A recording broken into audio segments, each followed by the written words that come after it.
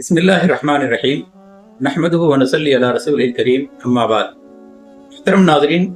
گزشتہ بیان میں یہ وضاحت کی گئی کہ رب کائنات ہی سب سے زیادہ محبت کا حقدار ہے، اور محبت کے جتنے بھی اسباب اور وجوہات ہیں وہ سب ہمارے رب میں علی وجہ الاتم موجود ہیں۔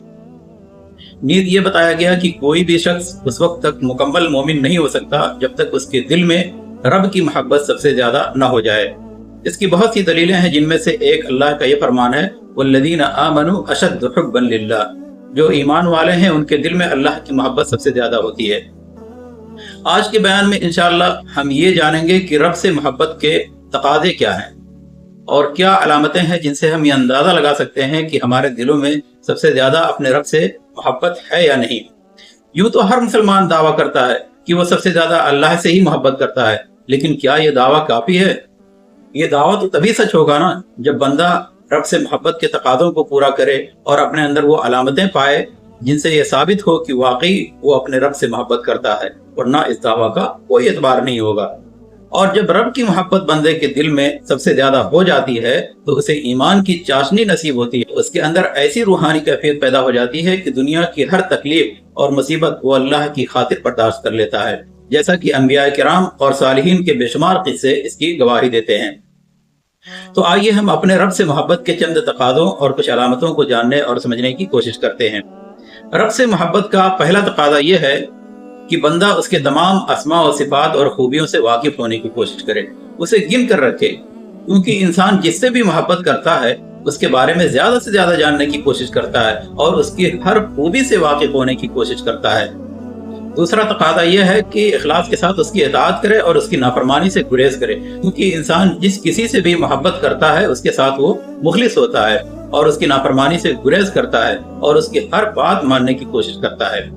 تیسرا تقاضا یہ ہے کہ اس کے رسول کی اتباع اور پیروی کرے، جیسا کہ اللہ تعالیٰ فرماتا ہے قُلْ إِن كُنتُمْ تُحِبُّونَ اللَّهَ فَاتَّبِعُونِي يُحْبِبْكُمُ اللَّهُ وَيَغْفِرْ لَكُمْ ذُنُوبَكُمْ۔ کہہ دیجئے اگر تم اللہ سے محبت کا دعویٰ کرتے ہو تو میری اتباع کرو، اللہ تم سے محبت کرے گا اور تمہارے گناہوں کو معاف کر دے گا۔ رب سے محبت کا چوتھا تقاضا یہ ہے کہ اس کی کتاب قرآن مجید کی تلاوت پر پابندی کرے اور اس کو ترجمہ و تفسیر کے ساتھ سمجھنے کی کوشش کرے، کیونکہ انسان اگر کسی سے محبت کرتا ہے تو اس کی ہر بات، اس کا ہر میسج سمجھنے کی کوشش کرتا ہے۔ تو یہ کیسے ممکن ہے کہ بندہ رب سے محبت کرے اور اس کی بات اور اس کا میسج سمجھنے کی کوشش ہی نہ کرے؟ پانچواں تقاضا یہ ہے کہ اللہ کے کسی بھی حکم کو گرا نہ سمجھے اور یہ یقین رکھے کہ اس کا جو بھی حکم ہے وہ اس کی بھلائی کے لیے ہی ہے، اگرچہ فوری طور پر اسے حکمت سمجھ میں نہ آئے۔ مثال کے طور پر کسی کو 5 وقت کی نماز گرا نہ گزرے، یہ نہ کہے کہ آج کے دور میں 5 وقت کی نماز کی پابندی مشکل ہے، میرے بزنس کا نقصان ہو جائے گا، پروڈکٹ میں کمی آ جائے گی، وغیرہ وغیرہ۔ اسی طرح کوئی عورت اللہ کے اس حکم کو گرا نہ سمجھے کہ اس نے مرد کو میراث میں کیوں زیادہ حصہ دیا یا مرد کو ایک سے زیادہ شادی کی کیوں اجازت دی، کر دے کہ اللہ کے ہر حکم پر راضی رہنا ہی اس سے محبت کا تقاضا ہے۔ چھٹا تقاضا یہ ہے کہ اللہ کی تقدیر اور اس کے فیصلے پر راضی رہے۔ کوئی مصیبت آ جائے، کسی رشتہ دار کا انتقال ہو جائے، کوئی بیمار ہو جائے، کوشش کے بعد بھی کوئی چیز حاصل نہ ہو، تو ان تمام صورتوں میں یہی سوچ کر صبر کر لے کہ یہی اللہ کا فیصلہ ہے اور اس میں کوئی نہ کوئی خیر ضرور ہوگا۔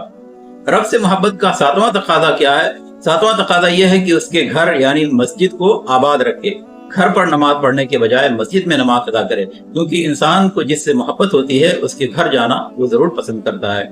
8واں تقاضا یہ ہے کہ تنہائی میں اللہ کو زیادہ یاد کرے، کیونکہ انسان جس سے بھی زیادہ محبت کرتا ہے اسے تنہائی میں زیادہ یاد کرتا ہے۔ 9واں تقاضا یہ ہے کہ کسی کی بات کو رب کی بات پر ترجیح نہ دے، کیونکہ انسان جس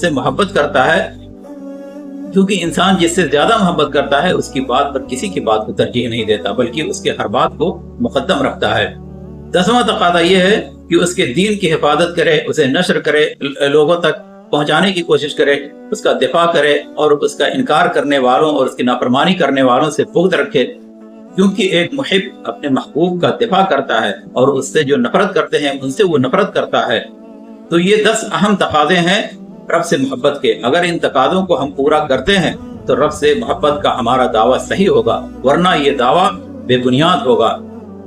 اب سوال یہ رہ جاتا ہے کہ کیسے پتہ چلے کہ ہم ان تقاضوں کو پورا کرتے ہیں یا نہیں؟ کیا کچھ علامتیں ہیں جن سے اندازہ ہو سکتا ہے کہ ہم رب سے محبت کرتے ہیں یا نہیں، تو حقیقت یہ ہے کہ اس سوال کا جواب مذکورہ تقاضوں میں ہی چھپا ہوا ہے، اور ہر شخص کو یہ معلوم ہوگا کہ ان تقاضوں کو پورا کرتا ہے یا نہیں۔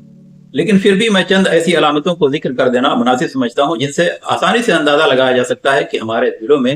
رب کی محبت کس حد تک موجود ہے۔ تو سب سے پہلی علامت یہ ہے کہ بندہ اپنے دل میں ایمان کی چاشنی محسوس کرے، اور جب وہ نماز پڑھے یا کوئی بھی عبادت کرے تو اسے بہت سکون حاصل ہو، اور پوری توجہ اور اخلاص کے ساتھ اس کی عبادت کرے۔ صرف یہ سوچ کر عبادت نہ کرے کہ ہمارے اوپر اللہ نے فرض کر دیا ہے، یہ ہماری ڈیوٹی ہے اس لیے ہم ایسا کرتے ہیں۔ اگر ایسا نہیں کریں گے تو ہمیں وہ جہنم میں داخل کر دے گا اور جنت نصیب نہیں ہوگی۔